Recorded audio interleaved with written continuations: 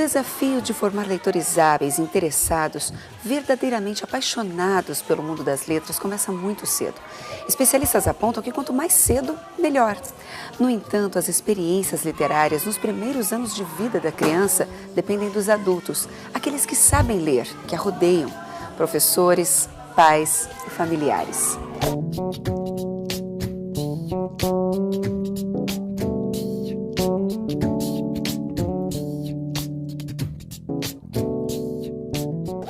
A criança, desde bebê, vai estabelecendo uma relação muito linda com o livro.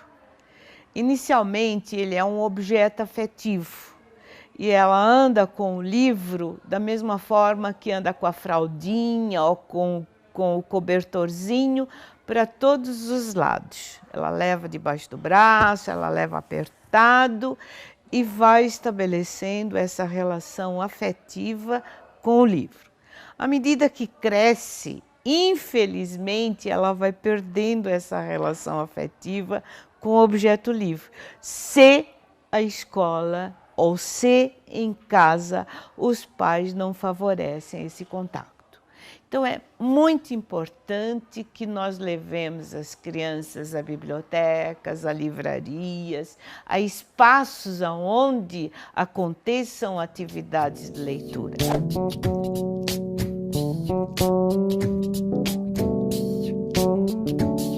As obras são escolhidas normalmente pelo gênero literário, adequado à faixa etária, mais interessante para os alunos, e com o vocabulário que as crianças conhecem e que pode ser ampliado. As imagens são muito importantes porque transmitem e proporcionam um diálogo muito interessante com o texto, e permitem que o leitor amplie os conhecimentos dele através também da imagem.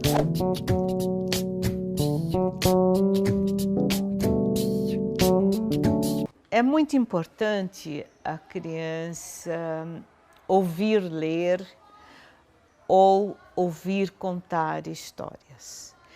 E, apesar de parecer um trabalho, às vezes, enfadonho e repetitivo, ele é fundamental. Porque enquanto a criança não estiver satisfeita e não tiver interiorizado a história, ela vai pedir para que a gente a repita. E, por favor, repitam sim, quantas vezes for necessário. Porque a criança até 7 anos não constrói a história por meio de palavras no cérebro. A história se monta como pequenas cenas. É um cineminha que a criança vai construindo no cérebro para entender e para se apropriar dessa história.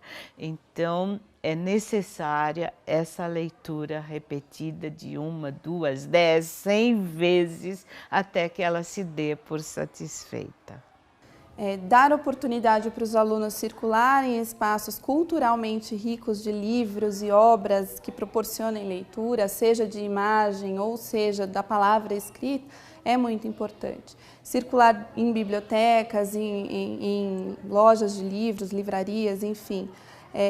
E permitir que as crianças manipulem esse material, façam escolhas, orientar essas escolhas, porque as crianças também têm um foco muito grande na imagem que o livro traz, no colorido, mas o pai e a mãe, a família, de maneira geral, orientar essas escolhas também, não só pela graça que o livro traz, porque às vezes as crianças ficam muito focadas no livro que faz barulhinho ou que tem o pop-up, daquela imagem que sai do livro, e às vezes o conteúdo não é tão adequado.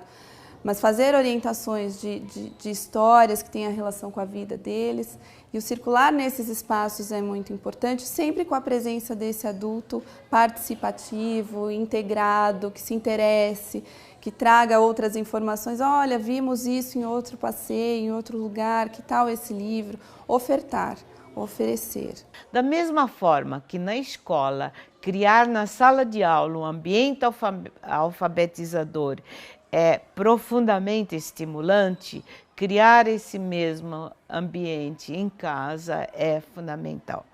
Então, por favor, comprem livros, comprem revistas, comprem atlas, mapas mundi, deixem que a criança utilize todas essas ferramentas para desenvolver o seu hábito de leitura.